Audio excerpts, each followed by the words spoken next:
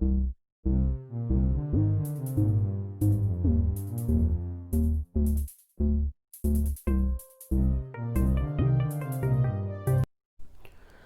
Students, welcome to my YouTube channel commerce classes by Vishal sir. आप सभी का मेरे चैनल पे एक बार फिर से हार्दिक स्वागत है।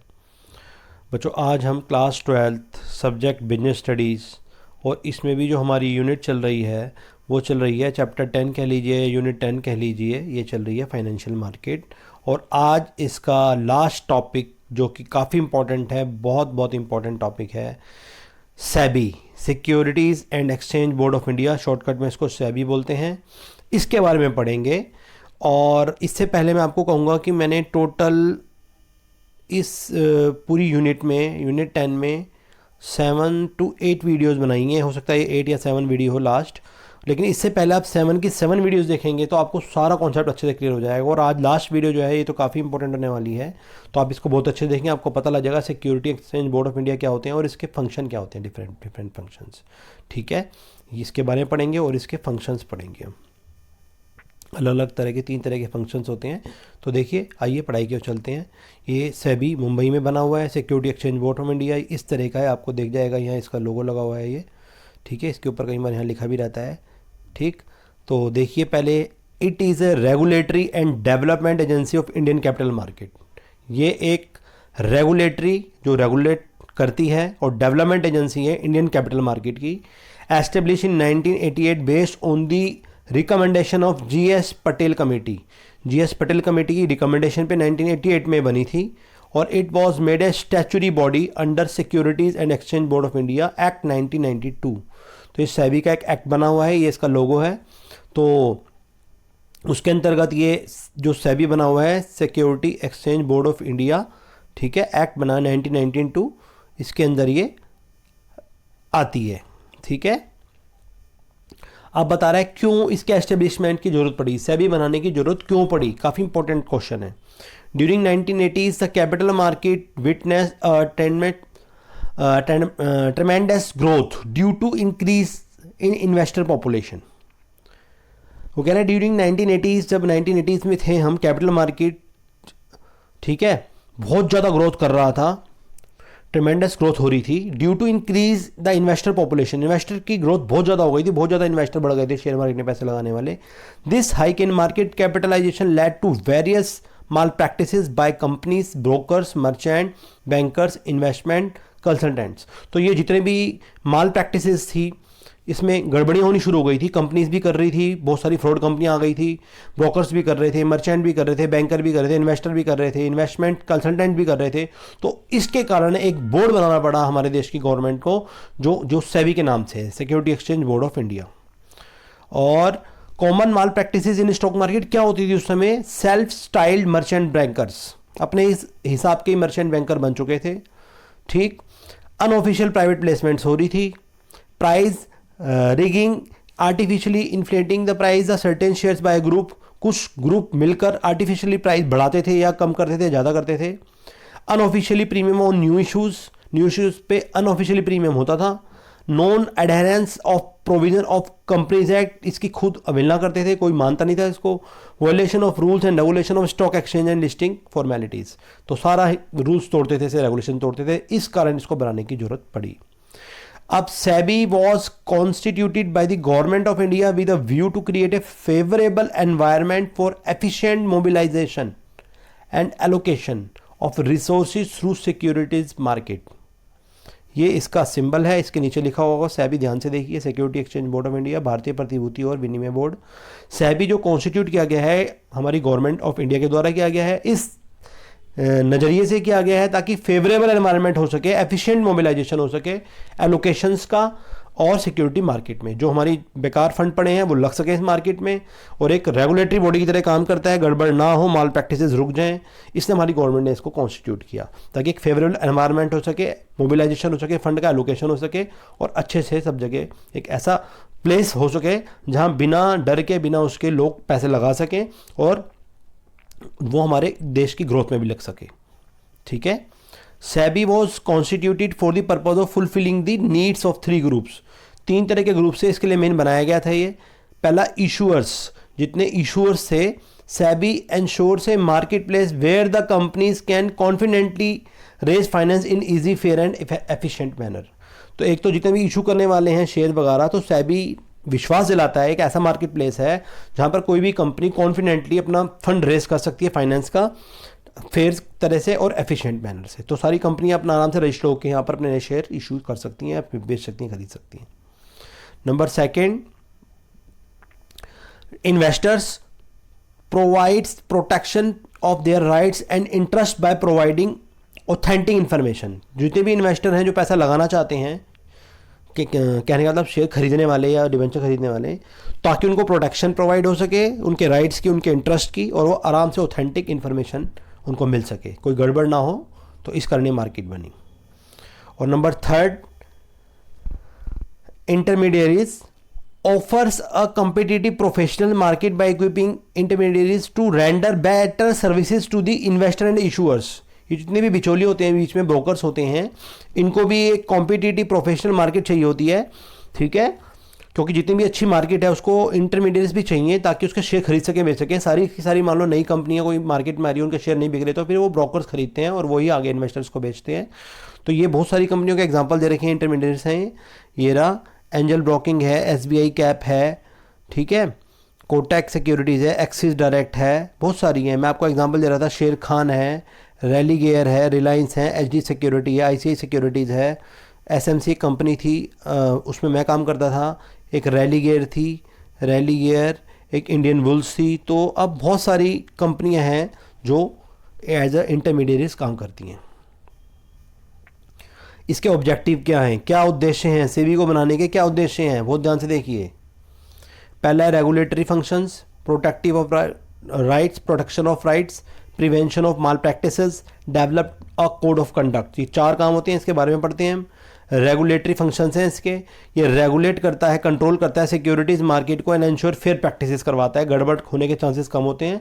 इस कारण गवर्नमेंट ने ये बनाई है SEBI. Number second, production of rights.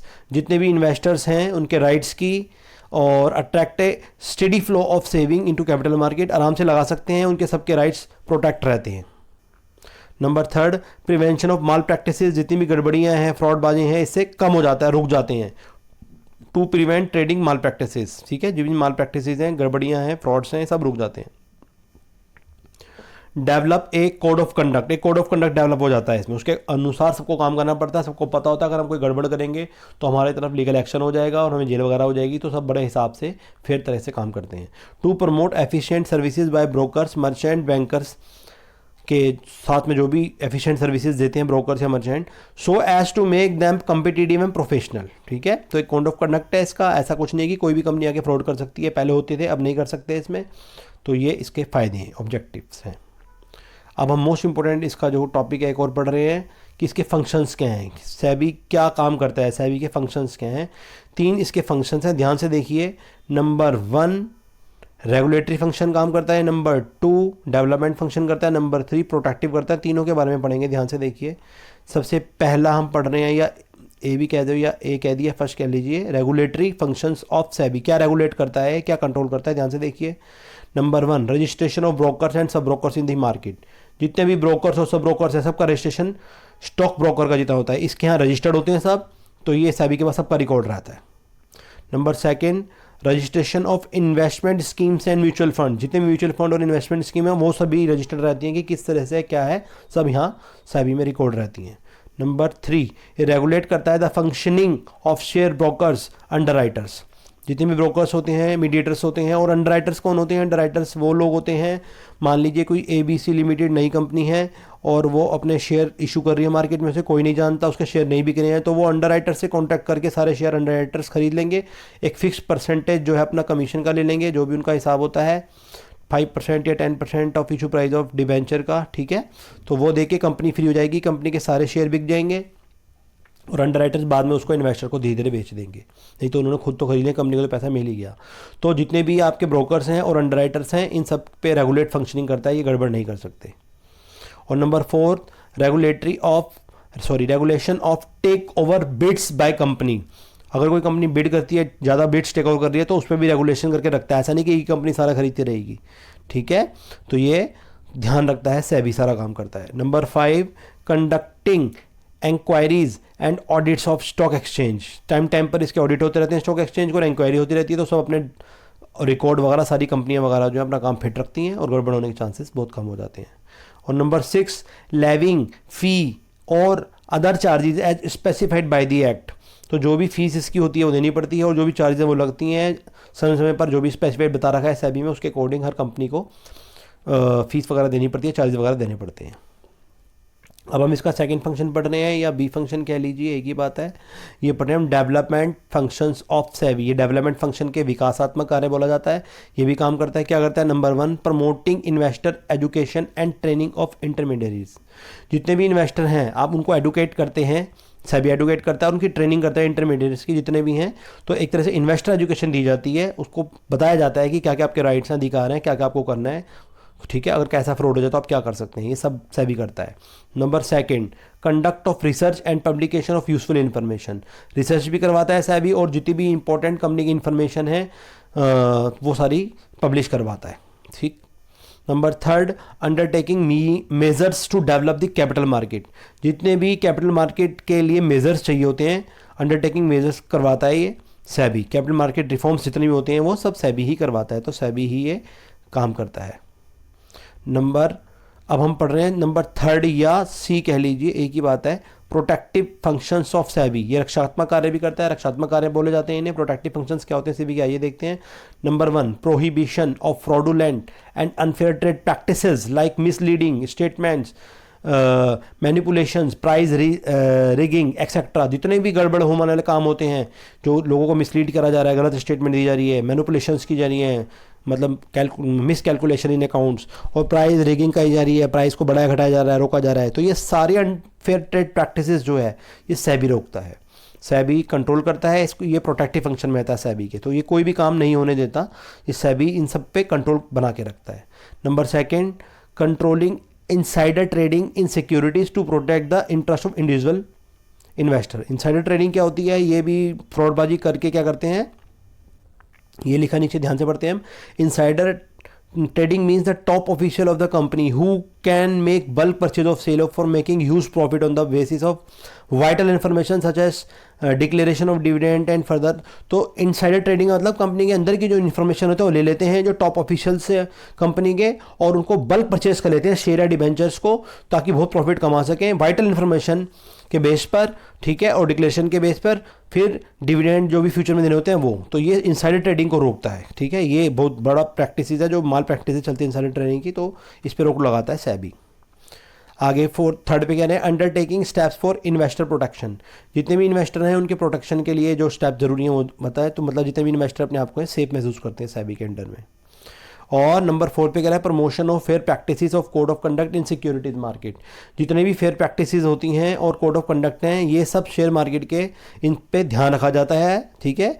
एक फेयर प्रैक्टिस कोड है यहाँ पर, वो फॉलो करना पड़ता है, और अच्छी प्रैक्टिसेस होती हैं, तो इस मार्केट में मोस्टली चीज़ें सेफ रहती हैं, ठीक है। एक लास्ट छोटा सा टॉपिक है स्टॉक मार्केट इंडिसेस, कि स्टॉक मार्केट किस तरह से क्या इंडिकेशन देती है, किस तरह से ये इंक्रीज़ करती है, ठीक है। इसके बारे में हम पढ़ रहे हैं, ठीक है। सूचकांक बोला जाता है कि आपको पता कैसे लगेगा शेयर मार्केट बढ़ रही है घट रही है, इसके बारे में पढ़ते हैं। तो कह रहा है stock market index is a device.